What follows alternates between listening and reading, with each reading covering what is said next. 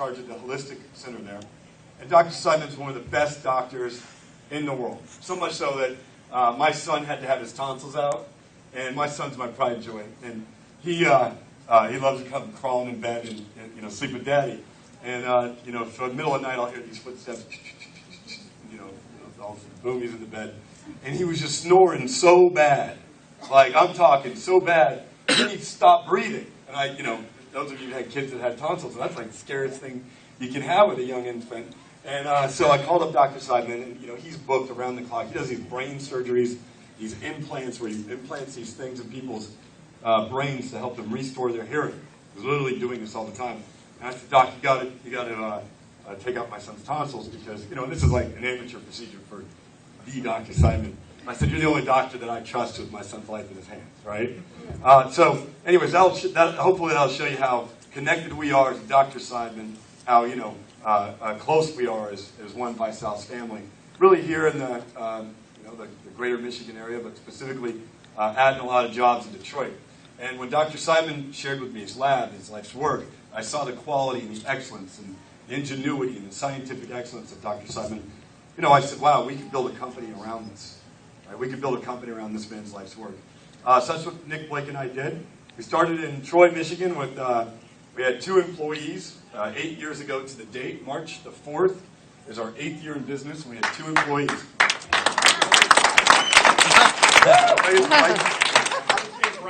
Yeah, whoever's... We're trying to get it so they can see the screen, sorry. Oh, yeah, well, hold on. I'll tell you when I want the lights. Thanks. Can you turn them up? No? I'll call for the lights to be down. Thank you. Appreciate it. It's like, are you guys that bored already? Gosh, where was I before someone just brutally shut the lights out on my What was that? Oh, boys, yeah, 2 people. Thank you. And so I had 2 people, and I saw how, this was before the Great Recession, but I saw how difficult it was and how fearful people were about being terminated, fired, laid off. And I saw how people were really afraid, and where I come from, you don't have to worry about getting laid off if you're producing, right? If you're productive in an entrepreneurial-driven organization, you don't lay off good, talented, high-quality people that are, getting the job done, working hard, right? But out in Detroit, they would just lay people off. It's called like, how many families do you guys know that, they were great employees and got their pink slips, and then they go get another job and then get their pink slips, and they go to another job and get their pink slips, and then, they were always living in fear of being replaced, downsized, and at the same time, the companies that they were, being, constantly laid off from, the executives are flying around in their private jets and having these E-suites with, their own lockers and gyms for the executives and ivory tower type stuff, right? You guys. So what I saw in this community was a huge opportunity because there was this like constant fear of corporate America, so to speak, and there were great people that had been well-trained, highly schooled, that wanted to have a long-term stable career, and so I saw it as an absolute goldmine to make ViSalus' home headquarters in the greater Detroit area because we could get access to so many people who have rejected that auto industry kind of ivory tower, corporate America garbage, and actually we could create a company that stood for something far more than just that. So I'm excited to be part of the Renaissance. And we, by Cranes Detroit said that we had, I think we're like the 4th coolest place to work in all the area. And our grand opening of our new facility in Detroit, 65,000 square foot facility, every employee there is 100% dedicated to serving our promoters and our customers. And our grand opening that is May the 4th. And we're going to be doing a big event there. So I hope every single one of you will come see one of the greatest companies in all of Detroit, the fastest growing startup. We've added, as a percentage, we went from 100 employees to about 500 there in a period of a year. We went from $231 million to $600 million. I mean, Michigan needs stories like this, right? Amen. And surprisingly, and this was a great honor, and I always, because I didn't get a college degree, I graduated high school in what's called a GED program, you guys, general education. And so they made Ernst & Young, the big accounting firm, they made me the entrepreneur of the year in Detroit. It's like, That award goes out to every teacher that ever kicked me out so it's an absolute privilege. My son is, right now we're in Birmingham, Michigan, and I get to see him just after this. I've made a lot of people relocate with me. Some of the best talent that I could pull away from other companies, and I've got them relocated, and I can't wait till the community of Michigan and Greater Detroit gets to see what ViSalus is all about. I'm an entrepreneur. I've got ADD. Some of you guys can tell as the lights went off, my whole speech went off. So I'm going to just speak for another 4 to 5 hours here today. But I brought you guys some pictures. You guys want to see some pictures? Take you down memory lane. What I love about ViSalus is we have, we're really in the before and after business, right? So you have the before pictures, and you have the after. So I figured I'd be humble and share with you guys some of my before pictures. You guys want to see them? All right, cool. So if we can dim the lights now, Roundy. Thank you. All right, great. Can we go to the next slide? Oh, will you do the slides for me? Thank you. Next one. There it goes. Can you? It's hard to kind of see it here because of the screen, but this was me. And what you really can't see, I can't see it too well. Can you guys see that? No. It's all right. A little bit. Maybe dim the lights in the. Is that a little better for some people? Oh, there you go. A little better? Yep. Got it. So this is my dad, my mom, my sister Heidi, my brother Brian, my brother Brent, my sister Stephanie. That's me right there. And this is me. You can't make out the mullet in this picture right here, but I was definitely had a mullet. And we had a normal middle-class family. My dad worked in the auto industry in Detroit. He relocated from West Virginia, got a job as an engineer, and then continued working in the auto industry for quite some time. So my early childhood, I lived in the Greater Detroit area. Unfortunately, when I was about 13 years old, my dad got very addicted to drugs, and he walked out on the family, and we never saw him again. I've never seen him since. My mom was a homemaker, so she had to get a job working at a local deli, making minimum wage. My sister Heidi got addicted to drugs as well. She still is a real worry for our family. My brother Brian was in and out of jail, in and out of trouble. My brother Brent robbed a Jack-in-the-Box for $300 and did 8 years in prison for it. My sister Stephanie, she was one of these people that took all of her problems on a very internal, like we were all external, fighting, and so, Heidi, Brian, and Brent, and myself, we were external, like we got our problems out the good old-fashioned way, like just fighting and yelling and screaming. My sister Stephanie, she would kind of hold it internal, and she ended up getting cancer when I was 25, she was 35. She's in remission, but I got to see, and it was one of those big wake-up calls for health. I got to see her go through having to have a colostomy bag, chemotherapy, radiation treatment, and and this, she raised me. Because my mother was dealing with her struggles, my dad was gone, all my brothers and sisters were off the deep end, and so Steph was the one that raised me, and I got to see, some of you know what that wake-up call is like when a family member that you love is facing something very terrible that could be life-threatening, and some of you may be going through that yourselves right now, and it's a wake-up call. It woke me up at a young age. You go to the next slide, please. This is the home that me and my mom were forced to move into, and this home was a one-bedroom shack. It's an old converted turkey coop in Los Angeles area. This fence right here was the backyard, and vagrants would just come in and out of it, as did the rats follow the wonderful tree line right into the attic there. The park across the street, I'd often hear gunshots. There's always vagrants, always criminals over there, and it was it was an intense place to live at 13 years old. If you go to the next slide, this was the room that I grew up in. As you can see, I loved classic cars. Now, some of you guys got to understand, I love all cars. I love engineering. I love excellence. I've got one of my favorite prized possessions is a 1964 Lincoln Continental with suicide doors. And I've got, SUVs, and I've got German cars. I've got Italian cars. I just love cars. Forgive me for loving cars. I've always loved them. This is proof. I didn't love sheets too much, though, as you can see there. It's just all about the things you value in life. I loved music. As you can see, I had a speaker blasting. My mom used to sleep on that couch. I used to sleep right there. We got all this furniture from a thrift store because the day we moved into that house I just showed you, we got robbed, and so they took everything out of it. All my prized possessions. This was the space heater that heated the room. One day, this Pepsi can, I will be paid for advertising Pepsi to the world. Or it'll like be replaced with like a Go shot or something like that. You'd be like, that's a lie. They didn't have Go back then. For some reason, I like tape. I don't know why I had a bunch of tape there, but I guess that's it. So that's the humble beginnings. That's the room I went up in. And, I didn't bring pictures of my house now, but it's a little cooler than that one. If you go to the next slide. This was my high school ID for what's called a continuation high school. Do you guys have continuation high schools out here? Yes. Alternative schools? Yes.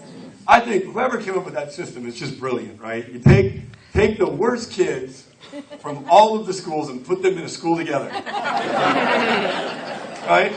I mean, think about this. LA's worst kids come together in one school. And it's like 300 people. What's that movie called 300? That's about what that school was like, right? I mean, but you know what? I learned a lot about entrepreneurship in that school.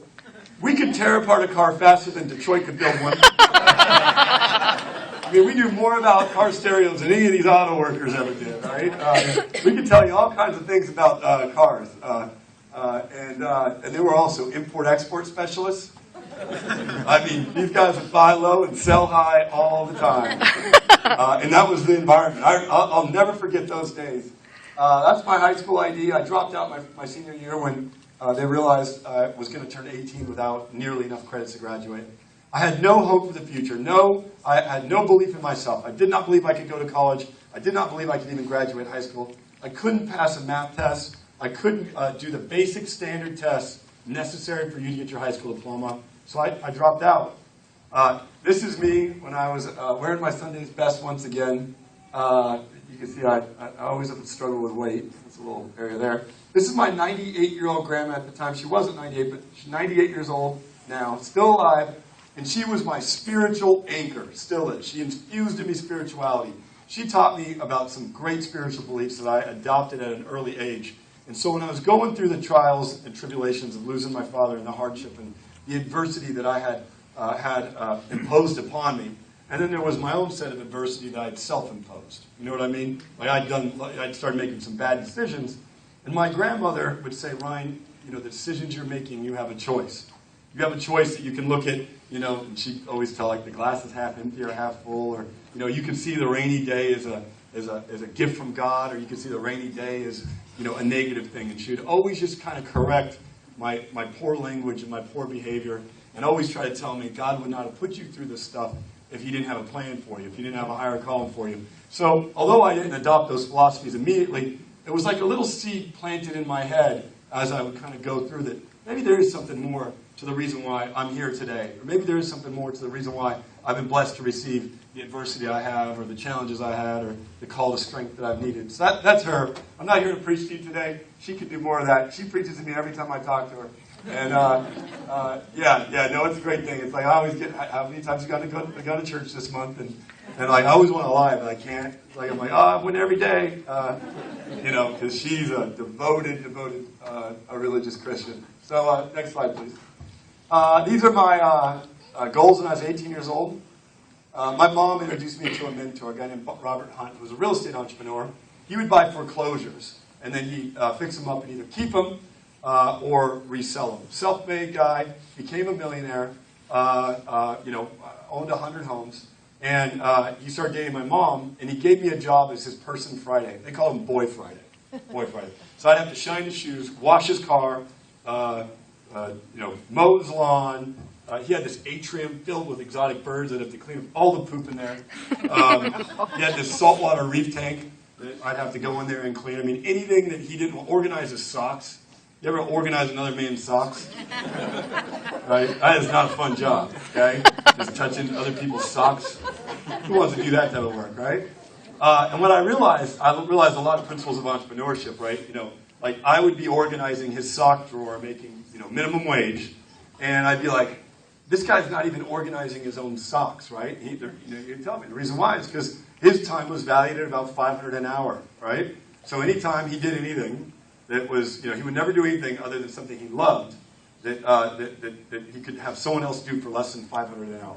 So he loved doing different things like working on his yacht and stuff like that, and so he didn't always outsource that. But anything that was, that he could get me to do for $6 an hour, he'd have me do for $6 an hour. And there was a lot of that.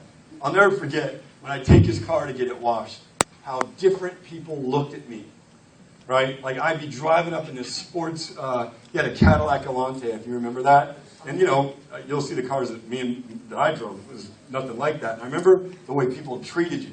I remember people would walk up to me at like the gas station and say, "What do you do for a living driving that car?" And I'd be like, "I'm a basketball player." Right? I'm a rapper. I'm an actor. I didn't do anything for the car. I was actually just washing it and gassing it up.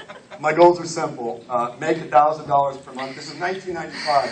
I know that seems like a long time ago, but as those of us who are a little bit older, 15 years goes pretty fast, right? 20 years goes really fast. So think about where you'll be 20 years from now.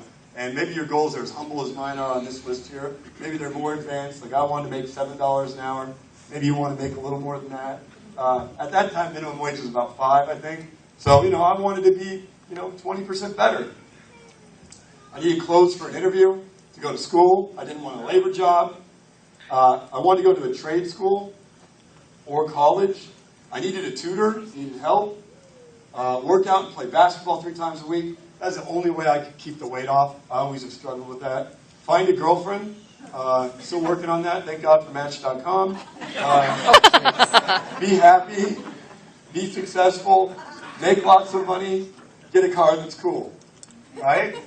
I mean, simple goals, right? This is it. And the irony of it is, and this is, goal setting 101, you kind of achieve one little goal, and then all of a sudden you say, I want to do something a little more. And then you achieve another goal, and then you want to do something a little more, right? We go to the next slide. The books that my stepfather required me to read, and it's an amazing thing, I get the chills just talking about this. When you have a person with low belief in themselves, right? I didn't believe in myself. And then this person, who's a successful man by all measurement of our society, started believing in me. Well, I adopted his viewpoint of me. Because my viewpoint was terrible. The teacher's viewpoint was terrible. My friends in my neighborhood's viewpoints were terrible. Everybody viewed me terribly, right? So all of a sudden I started adopting my mentor's viewpoint of me. And he made me read books like Think and Grow Rich, How to Win Friends and Influence People. This is actually Napoleon Hill's signature on Think and Grow Rich. I now collect these rare books. Some of my most prized possessions are these inspirational works. Because basically, I was a student that was ready, and my teacher appeared. And my teacher was books, it was great mentors, it was entrepreneurs, but I was ready for a change in my life at 18 years old because I knew the path that my brothers and sisters had traveled. I'd seen many of my friends in the neighborhood I grew up in do life in prison and make decisions that they could never change, right? I'd not made those types of decisions yet. I knew I had to make a change. If you go to the next slide, please. So I got my clothes from Ross Dress for Less. Here I am, suited and booted. That, by the way, is a 1978 Toyota Corolla with wood paneling on the sides. The indemnities were it had no muffler, no air conditioner, and no radio. Right? And the back seat, I used to have this ghetto blaster. And I used to play this song called Juicy by Notorious B.I.G. And I drive around job interviews. Now, it gets like Africa hot in Los Angeles during the summertime. And so I'd always lean forward because, the polyester sweat from the back. And I'd have the windows open. And I'd be driving around. And the car had no muffler, so it sounded like, really bad. And to the point where I think I'm half deaf because the car was so loud. And I'm driving around, and I'm sweating, and I'm keep hitting the repeat button, and playing that song. Landlord used to diss us, wonder why Christmas missed us. You're darn right I like the life I live, because I went from negative to positive. Super Nintendo, hit play again. Sega Genesis. When I was dead broke, I couldn't picture this, right? Birthdays were the worst days. Now we're sipping champagne when we're thirsty. Hit repeat again. Right? Hit repeat again. Just driving around trying to get that job. trying to be somebody. Look at that. Look at this. Look at this. I think these pants are probably like 3 sizes too big for me. 4 inches too long. I remember the Payless shoes would hurt. I got big feet. I remember that.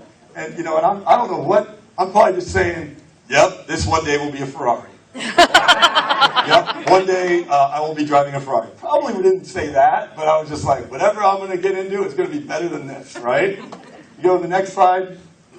Many of you wonder why we have a black BMW program. And the reason why is because that was the first car I got when I started getting success. It was the first purchase I made. That's actually me right there. You can't see it, cleaning the rims. And the reason why it had to be a black BMW, well, one, pink Cadillacs weren't cool in my neighborhood. Number 2, we drive a lot as entrepreneurs, and I was sick and tired of having to park way down the street and then have to, like, you know, walk up to the appointment. People are like, where'd you come from? Oh, I just decided to walk. They're like, from where? From just down the street, you know. I was also sick and tired of, like, girls being like, you know, hey, come pick me up. And I'd be like, I'll just meet you at the movie theater. Right? You know? Yeah, you guys can imagine. I used to just have to tell people in advance, like, you guys see the car that I'm about to pick you up, and it is not a great car. And so I got this car, and I saw the way, you know, society views you. I saw the way I had self-esteem. I no longer had sweat in between meetings and then have to, like, fan off before I went in there. I no longer had to reach behind the back seat, which is very dangerous, and hitting a ghetto blaster and pressing play. Like, just hitting that just worked easier. You know, and that was one of the reasons why we brought our BMW program to the masses, you know, from the stay-at-home mom to the school teacher to the aspiring young entrepreneur. You know, I also saw how difficult that payment was. I was always worried about not being able to make the payment on that car. And that's why we did the program we did at ViSalus and how we did it. I also got friends that said, oh, you know, they were jealous, right? Oh, you know, Ryan's going to get that thing repoed, or Ryan's, you know, being dumb, or Ryan's doing this and that. And so that's why the license plate now says, told you so.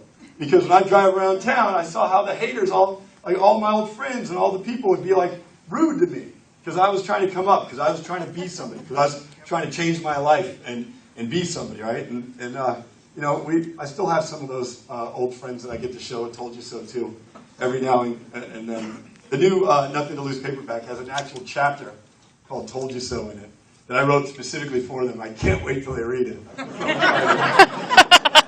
you go to the next slide?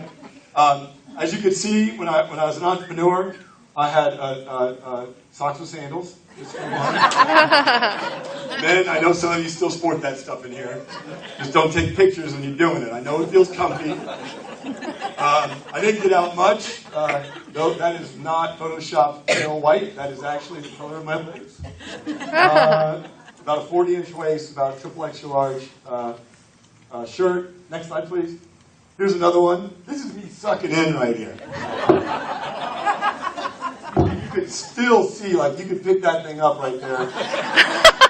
You could still see that belly. Yeah. And I was in Hawaii on that one. The prior picture, I was in Tahiti, and I never imagined traveling the world like that. You know, never imagined, you know, just, you know, where I grew up and the way I grew up, I never thought I'd go to Tahiti or Hawaii or even get on an airplane. And I remember being there, and I remember not wanting to take off my shirt on the beach and stuff. And when I was in the pool at the resort, I remember, like, you know, I keep my shirt on and stuff because I didn't feel comfortable with my esteem. I didn't like the way I felt. And then outside of that, I'd throw out my back all the time. I've always had back-related issues, but it got really bad the more weight that I put on. And when I went to the doctor, and I, you know, explained to the doctor that my back issue started, you know, once, and then it would happen, you know, every 6 months, and then every 3 months, and then every month, and the pain would get worse and worse, and the cramping, and you know, and I'd be bedridden for longer and longer periods of time. Any of you ever throw out your back in here? Any of you ever do? You know what I'm talking about, how bad that is, right? And I'd have to crawl to use the restroom. I mean, it was ugly, ugly. And I went to the doctor, and what do you think he said? Lose weight. No, he said spinal fusion. Ooh. Right? You know, get in there and, you know, put some plates in there and some metal in there, and you'll never have your back slip out again. But you also may never be able to walk again if that doctor, you know, slips of hand or something like that. Who knows what this doctor was doing the night before he was going to go give me surgery on my back, right? Or what else? I could maybe never jump again, you know. And so I started asking questions about what are my alternatives. And he said, like many of you said, well, you could lose the weight. And to me, it's like spinal fusion or lose 60 pounds, right? Which one is it? So I decided to lose the 60 pounds, and that's part of the way that the ViSalus products came to light when I went to Dr. Simon and started explaining to him my experiences in tasting some of the other shakes that were out there. Like, one, they just don't taste good at all. Number two is they don't break up in water, so you get like this chalk delight. You know what I mean? Unless you've got a blender, and us bachelors don't have blenders, right? And if we did, then they just sit in the sink dirty all the time because we never clean them, right? You know what I mean? You guys understand? So I got to go put the darn thing in a cup and shake it up and not, want to puke. And then secondarily, I wanted it to have enough vitamins and minerals, so that way, I had well-balanced nutrition as a result of that, right? Because I didn't want to have to take all these pills. I used to have to take so many different pills that I'd get full in the morning from taking all the pills. And I would get upset stomachs and stuff, so I wanted it to taste good. I wanted it to be affordable. I wanted it to ship directly to your house. And it's because I was the absolute guinea pig, as you can see there. If you go here. That's my Match.com profile. Next slide, please. Can you turn up the lights, please? Thank you, guys. I appreciate it.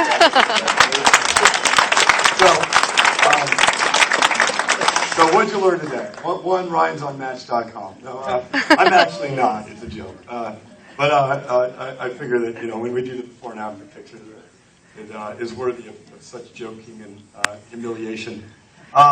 So what'd you learn here today? Well, one, every decision we make at ViSalus is based on something that we've experienced, something that we want for ourselves. We don't make products for the market. We make products for ourselves. It just turns out, all of us on the inside of the walls at ViSalus and the leadership on the outside of the walls at ViSalus, we represent common, everyday people, right? That's the roots that I came from. So, that's why I don't have office walls inside our headquarters, because I don't need to have a wall that separates me from the call center. In fact, I have my desk in the call center with all the employees. So all the decisions that we've made, whether it be the product having to taste good or the variety that comes with the mix-ins, or we live on these products. Like, I don't know, I had Nero, I had a shake, I had all the past 24 hours, a pie pack, some products that we have yet to release, that I get special access to, that will be coming out soon. All kinds of, we live on these products. We put in this cafe that faces the 75 freeway in our rural headquarters, and we put the cafe there so when people are eating, they're going to look at the cars driving by. And at nighttime, the traffic gets more so. And the reason why is because those cars driving by are our customers. So I want people to eat quickly and to measure where our customers are based on how packed that road is, right? Little decisions like that, that hopefully show you that we care. The reason why the BMW is brought to the masses, the reason why the way the 3 for Free program works, right? For whether they be customers or entrepreneurs, and it's all these things are just little decisions. Every little piece of marketing that you've seen here, everything was a decision made by myself, my co-founders, our management team, our leadership team that has invited you here today.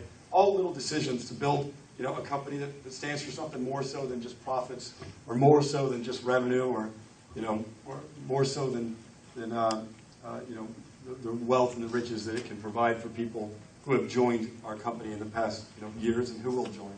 So I hope you get that sense from us. I hope you understand, and as you're making a decision tonight, whether it be to make a decision to take your own health and take responsibility for your own health, whether it be a decision that you want to help promote a healthy lifestyle to others, I hope that you understand that you're making decisions today alongside a company that also is making decisions constantly as to how can we be best in the world to serve you in doing that. And my belief is, I follow politics, and both sides of the fence right now are talking about this Obamacare and talking about all the costs of healthcare, and you guys are probably hearing about this stuff. And no one's talking about preventing the need of healthcare. Right. Right? It's a tragedy that we're spending hundreds of billions of dollars, and we're talking about the symptoms, all the symptoms, not the root of the problem. The root of the problem is food. Amen. We have a crisis in food right now. The cost of food is going up. The quality of food is going down. The nutrient value is going down. Right? wages are going down. Cost of living is going up. You guys know this, right? This should be near and dear to everyone to be out here. This is one of the areas that's most affected by. Do you know how much a pomegranate costs for a kid in Detroit? $4. How much it costs to grow? Pennies, right? But a pomegranate would be good to have in every household. But can an average, everyday worker whose wages are going down afford to source and procure and have pomegranates in the household for their kids? They can't. $4 piece of fruit versus a $4 meal, right? Now, what's in a $4 meal? Not the nutrients that you're going to find in our shake, our Nutri-Cookies, right? It's just not anymore. So my belief system is, you know, I'm a dreamer, and you know, I like to think out in the future. I like to think about, you know, when I'm going to be 50 or 60 or 70 years old, which is a long time from now. I'm 35, right? Or when I'm 80 or 90 years old, or God willing, with our products, if I live to be 120 or 140 years old, I like to think about, yeah, who knows? I like to think about, you know, what's the legacy? What's the change that this company, that this group of families, what's that? What is that? What's that going to be? What's my son going to say when he walks in a room and people are like, why are you so proud of your name? I named him Ryan Reagan Blair after me. And, you know, and I always just wanted him, and everything I do for him is because I want him to be proud of his family name. That's pretty much what we all want, right? We want our children and our grandchildren to be proud of the name that they were given, because we left the world a little better place than the way we found it. Is that kind of, we all kind of want that, right? Right? And I didn't want my son, you know, as I was reflecting, and my son has special needs, right? So I didn't want my son to, you know, to be proud because his dad was rich, because I don't really like those rich kids. I grew up hating all those rich kids, and a lot of them, you know, some are great, but a lot of them have, you know, real curses because of the way they were raised. And I wanted my son to be proud of something more than just, you know, the paintings on the walls or the cars in the garage or the neighborhood we lived in. I wanted my son to be proud of the change that his dad's company stood for, or my son's grandchildren, you know? Like, imagine what it'd be like to be a relative of Ford, right? I would be so proud of that, right? You know what I mean? Like, think of all the, you know, the contribution to society that, you know, that Ford created, right? Imagine being a child of that family, right? So I got to thinking, well, what is our auto industry, right? You know, the auto industry changed a lot of lives, right? You know, I mean, think about the way the world is today because of Ford and, you know, bringing a car to the masses. And that's what we're kind of doing. We're bringing healthy nutrition to the masses, right? And nutrition is bigger, and food is bigger than the auto industry. Because, you know, human beings all across the world, they need to eat every single day, constantly, right? We all do. And good nutrition is a requirement in order for humanity to, you know, to be around.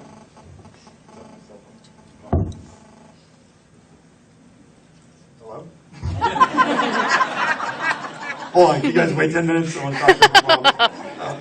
Good nutrition is a requirement. So 1.8 billion people right now are overweight, 400 million of which are obese. So I got to thinking, this is my hope. One day, when someone asks my son or his son's son, why are you so proud of your family name? I don't want anyone to know why. I want them to be like, why are you so proud of that name? I want the statement to be this, because my daddy got together with a bunch of other families, and at the time, there was this worldwide obesity epidemic. Now, you wouldn't know about that because they solved that problem. Right? Amen. Wouldn't that be cool? Kind of like you would know whose family came up with the vaccine for polio, right? Because polio is not in our lives every single day like it was. But boy, 50 years ago, that everybody could probably recite that name by heart, right? 50 years from now, my vision is and my goal is that people don't even know that there was a worldwide obesity epidemic. Come on. But there are certain families in the room that will know about that because they're going to have a legacy to leave behind. I hope you'll join me and be one of those families. Join me in one of two ways. One, get out there and start promoting this lifestyle. Or two, just take responsibility for your health and your family's health. And if everybody in the United States and around the world just does that, we're going to solve the problem. And that's what we're here for. That's what ViSalus stands for. God bless you. Thank you for coming out tonight. Thank you, guys.